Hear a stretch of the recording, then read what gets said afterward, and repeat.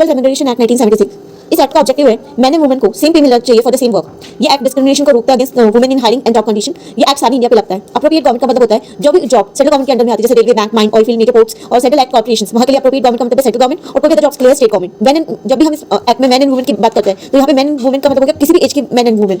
Remuneration का मतलब होता है एम्प्लॉयमेंट कॉन्ट्रैक्ट अकॉर्डिंग जो भी एक्स्ट्रा बेनिफिट प्लस बेसिक पे एक एम्प्लॉय को मिलता है उसके वर्क के लिए, वो होता है रेम्यूनरेशन। सेम वर्क और वर्क ऑफ सिमिलर नेचर का मतलब होता है कि जहाँ पे man and women same skills and efforts use कर रहे हैं, दोनों की वर्किंग कंडीशन सेम है और उनके जॉब टर्म में भी कोई इंपॉर्टेंट डिफरेंसेस नहीं है। Act to have overriding effect, इसका मतलब है कि कोई भी एक्ट को ये पीछे कर सकता है और इसके जो भी प्रोविजंस होंगे उसको प्रायोरिटीज मिलेगी। ड्यूटी ऑफ एम्प्लॉयर टू पे इक्वल रेम्यूनरेशन, ये एम्प्लॉयर की ड्यूटी बनती है कि वो मैन एंड वुमेन को इक्वल पे करेगा फॉर द सेम वर्क और फॉर सिमिलर वर्क। वो जेंडर के बेसिस पे डिस्क्रिमिनेशन नहीं करेगा, ना ही उसकी पे रेट को रिड्यूस करेगा। डिस्क्रिमिनेशन इन रिक्रूटमेंट, जब भी एम्प्लॉय रिक्रूट करेगा तो वो वुमेन के साथ डिस्क्रिमिनेशन नहीं कर सकता हायरिंग, प्रमोशन, ट्रेनिंग और ट्रांसफर के दौरान फॉर द सेम और सिमिलर वर्क, जब तक कि लॉ ने ही रेस्ट्रिक्ट ना किया वुमेन को फॉर सर्टेन जॉब्स। कुछ स्पेशल हायरिंग रूल्स बनाए गए फॉर सर्टेन ग्रुप जैसे schedule caste, schedule tribes, ex serviceman, retrench employees और other specific groups. Authorities for hearing and deciding claims and complaints, government ने कुछ ऑफिसर्स को appoint किया है जिनकी minimum rank of labour officer होगी और वो इन क्लेम्स को कंप्लेंट्स को हैंडल करेंगे। ये एड्रेस करेंगे उन क्लेम्स को ऑफ अनइक्वल पे for the same work. Maintenance of register, employer को इन सब के एम्प्लॉयज के वर्कर्स के रिकॉर्ड्स एंड डॉक्यूमेंट्स को मेंटेन रखना पड़ेगा। पेनल्टी, एम्प्लॉयर अगर इस एक्ट के अंदर गिल्टी फाउंड होता है तो उसको फाइन भी लग सकता है और साथ में उसको इंप्रिजनमेंट भी हो सकती है अगर उसने रिक्रूटमेंट के अंदर डिस्क्रिमिनेशन किया या उसने डिफरेंट वेजेस पे किए फॉर द सेम वर्क या उसने डिस्क्रिमिनेशन किया है मैन एंड वुमेन वर्कर्स के बीच में या फिर उसने गवर्नमेंट के डायरेक्शंस को इग्नोर मारा है। पेमेंट ऑफ बोनस एक्ट, इस एक्ट का ऑब्जेक्टिव है कि सर्टेन वर्कप्लेस के जो एम्प्लॉयज हैं उनको बोनसेस रिसीव हो। इससे प्रमोट होगा peace and balance between employer and employee. इससे वर्कर्स भी अपनी कंट्रीब्यूशन प्रोवाइड करेंगे कंपनी के सक्सेस में। इस एक्ट में क्लियर रूल्स बना के रखे बोनस अमाउंट और उसके एडजस्टमेंट्स के लिए। टाइप ऑफ बोनस, एक है प्रॉफिट बेस्ड बोनस जिसको इस एक्ट ने कवर किया है, दूसरा है कस्टमर बोनस जिसको इस एक्ट ने कवर नहीं किया है एंड बेस्ड ऑन ट्रेडिशन और स्पेसिफिक कंडीशंस।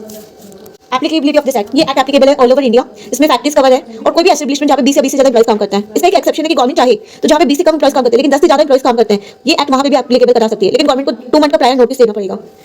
एक बार ये एक्ट अगर किसी एस्टेब्लिशमेंट में लग गया फिर अगर उसमें 20 से कम एम्प्लॉयज हो गए तभी ये एक्ट एप्लीकेबल रहेगा।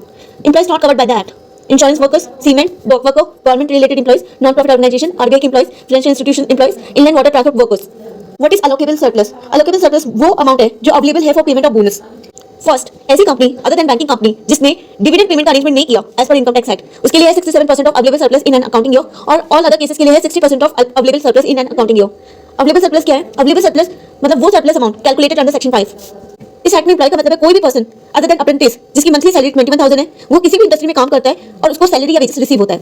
एम्प्लॉयर का मतलब क्या है? For factories the factory owner या ऑक्यूपायर या तो उसका एजेंट और लीगल रिप्रेजेंटेटिव या मैनेजर अगर उसने कोई अपॉइंट किया है। फॉर अदर एस्टेब्लिशमेंट कोई भी पर्सन या अथॉरिटी जिसके पास ओवरऑल कंट्रोल है एस्टेब्लिशमेंट का, और अगर मैनेजमेंट को डेलीगेट किया है तो फिर मैनेजर, एमडी और मैनेजिंग एजेंट। इस एक्ट में सैलरी और वेजेस का मतलब है कोई भी मनी जो किसी एम्प्लॉय को पे किया जाता है एक्सक्लूडिंग ओवरटाइम पे, और इसमें इंक्लूड किया जाता है बेसिक पे को, डिरेंस अलाउंसेस और कॉस्ट ऑफ लिविंग एक्सपेंसेस, और इसमें एक्सक्लूड करते हैं अदर अलाउंसेस, हाउसिंग यूटिलिटीज और एमिनिटीज को, travel concession, bonuses, employer contribution to pension और provident fund, retrenchment, compensation, gratuity, retirement benefit, ex gratia payments और कमीशंस को। अगर फ्री फूड या फूड अलाउंस प्रोवाइड किया जा रहा है तो उसको सैलरी और वेज का पार्ट मानेंगे। अगर retaining allowances and dearness allowance provide किया जा रहा है तो उनको भी इंक्लूड किया जाएगा। कंसल्टेंसी अलाउंसेस और dearness suspension is not considered wages but lay off compensation is. Establishment का मतलब है for bonus calculation all department branches and undertaking को एक माना जाता है even if they are in different location. इसके एक्सेप्शन है, अगर कोई ब्रांच का, डिपार्टमेंट का या अंडरटेकिंग का अपना खुद का बैलेंस शीट या प्रॉफिट एंड लॉस अकाउंट है फॉर द ईयर तो उनका जो बोनस कैलकुलेशन होगा वो सेपरेट होगा।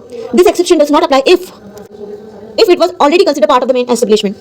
Calculation of amount payable as bonus, सबसे पहले ग्रॉस प्रॉफिट निकालेंगे। अगर बैंकिंग कंपनी तो फर्स्ट शेड्यूल फॉलो करेंगे और अदर केसेस के लिए सेकंड शेड्यूल फॉलो करेंगे। इसमें से कुछ अमाउंट को डिडक्ट करेंगे जैसे depreciation, development rebates, investment allowances, development allowances permitted under the income tax act और डायरेक्ट टैक्स और कोई भी स्पेसिफाइड सम। फिर आ जाता है अवेलेबल सरप्लस। अगर बैंकिंग कंपनी है तो 67% of available surplus is allocable surplus, लेकिन अदर देन बैंकिंग कंपनी है तो 60% of available surplus is allocable surplus. Eligibility for bonus and its payment, कोई भी एम्प्लॉय अगर अकाउंटिंग ईयर में 30 दिन तक काम करता है तो फिर वो एलिजिबल है फॉर बोनस। वो डिस्क्वालीफाइड हो जाएगा फॉर बोनस अगर उसने कुछ एक्टिविटीज की जैसे कि उसने फ्रॉड किया, राइट्स किए, वायलेंट बिहेवियर किया, थेफ्ट किया, मिसअप्रोप्रिएशन किया या सबोटेज ऑफ प्रॉपर्टी किया तो वो डिस्क्वालीफाई हो जाएगा बोनस के लिए। मिनिमम बोनस पेबल है 8.33 ऑफ द सैलरी और 100 रुपीज व्हिचएवर इज लोअर। लेकिन अगर कोई एम्प्लॉई है अंडर द एज 15 तो उसके लिए मिनिमम बोनस रहेगा 60 इंस्टेड ऑफ 100। ये रूल तब भी अप्लाई होगा जब कंपनी के अंदर प्रॉफिट नहीं है या कोई अलोकेबल सरप्लस नहीं है। मैक्सिमम बोनस, अगर allocable surplus is more than the bonus minimum bonus तो एम्प्लॉयर को 20% ऑफ द एम्प्लॉय सैलरी या बेस बोनस पे करना पड़ेगा। Bonus for high salary employees, अगर कोई एम्प्लॉय की सैलरी 7,000 के ऊपर है तब भी उसका बोनस कैलकुलेशन 7,000 के ऊपर होगा। प्रोपोर्शनेट बोनस रिडक्शन, अगर कोई एम्प्लॉय पूरे साल काम नहीं करता है तो उसका मिनिमम बोनस प्रोपोर्शनली रिड्यूस हो जाएगा जितने भी दिन उसने काम किया। कैलकुलेशन ऑफ वर्किंग डेज, जब भी वर्किंग डेज को कैलकुलेट करेंगे कुछ ऐसे डेज होंगे जहाँ पे एम्प्लॉय काम नहीं भी करेगा तब भी हम मानेंगे कि उसने काम किया है, जैसे कि लेड ऑफ के अंदर ऑन पेड लीव, अगर वो टेम्परेरी डिसेबल हो गया था due to work related accident या फिर वो मैटरनिटी लीव पे थी। Set off and set on off allocable surplus, if there is more allocable surplus then the bonus payable तो जो भी टोटल एम्प्लॉय की वेजेस होगी उसका 20% हम नेक्स्ट 4 इयर्स तक कैरी फॉरवर्ड कर देंगे, इसको बोलते हैं सेट ऑन। और अगर किसी साल हमारे पास बोनस का शॉर्टफॉल हो रहा है तो अगर allocable surplus is less than the bonus payable तो हम 4 साल तक उस शॉर्टफॉल को कैरी फॉरवर्ड कर देंगे। बोनस का एडजस्टमेंट, अगर हम अपने एम्प्लॉय को कस्टमरी एडवांस बोनस पे कर रहे हैं तो उसको हम डिडक्ट करेंगे from the final bonus. Deduction for misconduct, अगर एम्प्लॉय की मिसकंडक्ट के कारण एम्प्लॉयर को कोई फाइनेंशियल लॉस हुआ है तो वो हम उसकी बोनस से डिडक्ट कर लेंगे। Time limit for bonus payment, अगर बोनस को लेकर कोई डिस्प्यूट चल रहा है तो वो डिस्प्यूट रिजॉल्व होने के 1 महीने के अंदर हम उसको कैश में बोनस पे कर देंगे, अदरवाइज 8 मंथ्स के अंदर हम उसको बोनस पे करेंगे। स्पेशल केसेस के अंदर हमको 2 साल का एक्सटेंशन मिल सकता है। रिकवरी ऑफ अनपेड बोनस, अगर एम्प्लॉय को उसका बोनस नहीं मिला तो या तो वो या उसके लीगल रिप्रेजेंटेटिव तो वो गवर्नमेंट को रिकवरी के लिए अप्लाई कर सकते हैं। और फिर अगर गवर्नमेंट सेटिस्फाइड रहती है तो वो कलेक्टर को ऑर्डर करेगी कि जैसे वो अनपेड टैक्स को कलेक्ट करते हैं। गवर्नमेंट हमारी हेल्प तभी करेगी जब हम 3 कंडीशंस को सेटिस्फाई करते हैं। बोनस ड्यू होने के 1 साल के अंदर हमको अप्लाई करना पड़ेगा। अगर लेट हो भी गया है तो हमारे पास सफिशिएंट कॉज होना चाहिए उसके लिए। अगर एम्प्लॉय वहाँ पे अब काम नहीं भी करता तब भी वो अप्लाई कर सकते हैं। बोनस लिंक विद प्रोडक्शन और प्रोडक्टिविटी, बोनस का लिंक प्रोडक्शन और प्रोडक्टिविटी के साथ होता है इंस्टेड ऑफ प्रॉफिट। तो मिनिमम बोनस होता है 8.33 ऑफ द एम्प्लॉय सैलरी और मैक्स हम पे कर सकते हैं 20% of the employee salary. Power of exemption, government कुछ एस्टैब्लिशमेंट्स को एग्जेम्पशन प्रोवाइड कर सकती है अगर वो पब्लिक इंटरेस्ट में नहीं है। एग्जेम्पशन कुछ टाइम पीरियड के लिए होगा और कुछ कंडीशंस के साथ होगा। एग्जेम्पशन देने के पहले गवर्नमेंट उसकी फाइनेंशियल कंडीशंस और रेलेवेंट फैक्टर्स को चेक करेगी। पेनल्टीज, अगर कोई इस एक्ट के रूल्स को ब्रेक करता है या रेगुलेशंस को ब्रेक करता है तो उसको पेनल्टी फेस करनी पड़ेगी, या तो 6 महीने की जेल या तो 1000 तक का फाइन या फिर दोनों। अगर किसी ने डायरेक्शन या रिक्वेस्ट फॉलो नहीं की अंडर दिस एक्ट तो उनको भी सेम पेनल्टीज लगेगी। ऑफेंसेस बाय कंपनीज, अगर कंपनी रूल ब्रेक करती है तो कंपनी और उसके ऑफिसर इन डिफॉल्ट दोनों को पेनल्टी फेस करनी पड़ेगी। ऑफिसर इन डिफॉल्ट एक केस में बच सकता है जब वो ये प्रूव कर दे कि उसको नहीं पता था कि कंपनी क्या डिफॉल्ट कर रही है। There is a question whether this act deals with profit bonus only. तो नहीं, ये एक्ट सिर्फ प्रॉफिट बेस्ड बोनस से डील नहीं करता, ये कस्टमरी और ट्रेडिशनल बोनसेस से भी डील करता है। बोनस एक्ट वैसे तो होल कोड है on sole subject of profit based bonus, पर ये एलिमिनेट नहीं करता other types of bonus such as custom. Major act, इस एक्ट का ऑब्जेक्टिव है एक्सप्लॉइटेशन जो होती है वर्कर के अगेंस्ट उसको रोकना। गवर्नमेंट इस एक्ट के अंदर मिनिमम पे रेट्स डिसाइड करके देती है फॉर सर्टेन इंडस्ट्रीज और मेक श्योर करती है कि वर्कर्स को बहुत कम पे ना हो। ये एक्ट एप्लीकेबल है to all over India. Fixation of minimum rates of wages, इसका मतलब है कि अप्रोप्रिएट गवर्नमेंट मिनिमम वेजेस को डिसाइड करेगी for job listed in part 1 and part 2 of the schedule और कोई भी एडेड जॉब्स के लिए। पार्ट 2 में जो मिनिमम वेजेस डिसाइड करती है वो वलाई करती है बाय एरिया, मतलब इसमें पूरे स्टेट को कवर नहीं किया जाता, लेकिन पार्ट 1 में जो भी मिनिमम वेजेस डिसाइड करती है गवर्नमेंट वो पूरे स्टेट के लिए होती है। डिफरेंट एरियाज के लिए डिफरेंट वेज रेट हो सकती है, लेकिन अगर नंबर ऑफ एम्प्लॉइज या वर्कर 1000 या मोर है तभी मिनिमम वेजेस को डिसाइड किया जाएगा। Revision of minimum wages, appropriate government हर 5 साल में मिनिमम वेजेस को रिव्यू करेगी एंड रिवाइज करेगी और अगर गवर्नमेंट को जरूरत लगी तो वो जल्दी भी कर सकती है। Manner of fixation, revision of minimum wages का मतलब है appropriate government can set minimum wages in different ways, जैसे कि वो मिनिमम टाइम रेट के बेसिस पे भी डिसाइड कर सकती है, मिनिमम पीस रेट के बेसिस पे भी डिसाइड कर सकती है, गारंटेड टाइम रेट के बेसिस पे भी डिसाइड कर सकती है और ओवर टाइम रेट के बेसिस पे भी डिसाइड कर सकती है। Different minimum wages can be set for different jobs के लिए डिफरेंट मिनिमम वेजेस हो सकती है, डिफरेंट रोल्स के लिए with in the same job उसमें भी डिफरेंट मिनिमम वेजेस हो सकती है। Adults, teens, children, apprentices, different areas सबके लिए डिफरेंट मिनिमम वेजेस हो सकती है। वेजेस फिक्स की जा सकती है आर्ली, डे, मंथली और other time period as decided. अगर मिनिमम वेजेस डेली या मंथली दी जा रही है तो उसकी कैलकुलेशन मेथड क्लियर होनी चाहिए। वेजेस के लिए पेमेंट ऑफ वेजेस एक्ट 1936 को फॉलो करेंगे। Minimum rate of wages section 4, इसका मतलब है मिनिमम वेजेस के अंदर आएगा basic veg plus cost of living allowances और बेसिक वेज विद और without the value of concession second, third और ऑल इंक्लूसिव रेट, यानी इसमें बेसिक वेज भी आ जाएगा, कॉस्ट ऑफ लिविंग अलाउंस भी आ जाएगा एंड वैल्यू ऑफ कंसेशन भी आ जाएगा। Cost of living allowance and value of concession कितना होगा ये गवर्नमेंट डिसाइड करती है। Procedure for fixing and revising minimum wages, government has 2 ways to set और change the minimum wages. First committee method, जिसमें गवर्नमेंट कमिटी को बनाती है to investigate and give advice on setting and revising minimum wages. ये जो committee होती है वो एडवाइस करती है गवर्नमेंट को और गवर्नमेंट उसके बाद में न्यू वेज रेट अनाउंस करती है अपने ऑफिशियल नोटिफिकेशन में। ये न्यू रेट इफेक्टिव होती है जो भी डेट मेंशन होती है नोटिफिकेशन में, या फिर अगर कोई डेट मेंशन नहीं है तो after the 3 months of notification. ये कमिटी सिर्फ गवर्नमेंट को एडवाइस कर सकती है, गवर्नमेंट को इसको फॉलो करना है यानी कि गवर्नमेंट का डिसीजन है। इस कमिटी में 1 मेंबर्स होंगे जो रिप्रेजेंट करेंगे एम्प्लॉयर्स एंड एम्प्लॉय को और 1/3 जो होंगे वो इंडिपेंडेंट मेंबर्स होंगे जिनमें से एक चेयरमैन होगा जो गवर्नमेंट डिसाइड करेगी। नोटिफिकेशन मेथड, नोटिफिकेशन मेथड में गवर्नमेंट एक वेज रेट प्रपोज करती है ऑफिशियल गैजेट पे और 2 महीने होते हैं लोगों के पास फीडबैक देने के लिए। जो भी फीडबैक आते हैं गवर्नमेंट उसको रिव्यू करती है और एडवाइजरी बोर्ड के साथ कंसल्ट करती है। उसके बाद फाइनल वेज रेट डिसाइड करती है government through another notification. New wage rate effective होती है जो भी डेट मेंशन है नोटिफिकेशन पे या फिर आफ्टर द 3 मंथ्स अगर कोई भी डेट मेंशन नहीं है। गवर्नमेंट चाहे तो ये न्यू रेट्स को रेट्रोस्पेक्टिवली भी इफेक्टिव कर सकती है। Advisory board, advisory board government create करती है to help with them with wage setting and updates. Advisory board में भी equal number of employer employee के रिप्रेजेंटेटिव होते हैं, प्लस में 1/3 मेंबर्स होते हैं इंडिपेंडेंट और उनमें से एक को गवर्नमेंट चेयरमैन बनाती है। बोर्ड में हर इंडस्ट्री के रिप्रेजेंटेटिव को इंक्लूड करने की जरूरत नहीं होती है। इंडिपेंडेंट मेंबर्स उस स्पेसिफिक एम्प्लॉयमेंट में नहीं होनी चाहिए जिसके लिए मिनिमम वेजेस डिसाइड की जा रही है, लेकिन अगर कोई गवर्नमेंट वर्कर है तो फिर ये रूल उस पर एप्लीकेबल नहीं है। Central advisory board, central advisory board central government बनाती है ताकि वो उन्हें एडवाइस कर सके टू सेट और अपडेट मिनिमम वेजेस और ये कोऑर्डिनेट करती है with other advisory boards.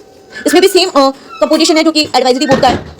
Minimum wages cash में भी हो सकती है या काइंड में भी हो सकती है। जनरली कैश में दी जाती है, लेकिन अगर किसी बिजनेस का कस्टमर है कि वो पार्टली कैश देते हैं और पार्टली काइंड में देते हैं तो गवर्नमेंट चाहे तो इसको अप्रूवल दे सकती है। और अगर पार्टली काइंड में दिया जा रहा है तो मेक श्योर करना है कि वो लोअर रेट पे हो। Payment of minimum wages section 12, employer को एटलीस्ट मिनिमम वेजेस देनी पड़ेगी जो गवर्नमेंट ने सेट किए और अगर उन्होंने नहीं दी तो वो इलीगल माना जाएगा। मिनिमम वेजेस एम्प्लॉयर को टाइम पे देना है without unauthorized deduction. Fixing working hours, ये गवर्नमेंट डिसाइड करती है कि नॉर्मल वर्किंग डे में कितने नंबर ऑफ आवर्स होंगे और इसके अंदर ब्रेक्स भी इंक्लूड होंगे। एम्प्लॉय को हफ्ते में एक बार छुट्टी मिलेगी और उसके लिए भी उनको पेमेंट मिलेगा और अगर कोई ओवरटाइम कर रहा है तो उसको ओवरटाइम का भी पैसा मिलेगा। पेमेंट ऑफ ओवरटाइम, वो भी एम्प्लॉय नॉर्मल वर्किंग डेज के अलावा काम कर रहा है तो उसको ओवर टाइम पैसा मिलेगा। ओवर टाइम की जो रेट रहेगी वो हायर होगी सेट बाय दिस एक्ट, और only employees earning the minimum wage under this act can claim overtime pay. Wages of a worker who work less than normal working day, फिर भी उसको full day का payment मिलेगा, लेकिन अगर उसने unwillingness दिखाई वर्क पे और फिर वो वर्क नहीं कर रहा तो उसको फुल डे का पेमेंट नहीं मिलेगा। और other cases specified by the rules. Minimum time rate wages for piece work, अगर कोई पर्सन है, अगर मिनिमम वेज सेट की गई है टाइम के बेसिस पे and not by the piece, और कोई एम्प्लॉय वर्क कर रहा है एज पर पीस वर्क, तो फिर उसको उसी तरीके से पैसा मिलेगा जैसे मिनिमम टाइम रेट के मिलता है। अटेंडेंस ऑफ रिकॉर्ड, हर एम्प्लॉय को अपने एम्प्लॉय के उसकी वर्क और पेमेंट के रिकॉर्ड मेंटेन रखने पड़ेंगे, उसको डिस्प्ले करना पड़ेगा ये नोटिस वर्क प्लेस पे, और साथ में वेज बुक और स्लिप्स भी मेंटेन करने पड़ेंगे, उस पे एम्प्लॉयर और उसके एजेंट की साइन होगी।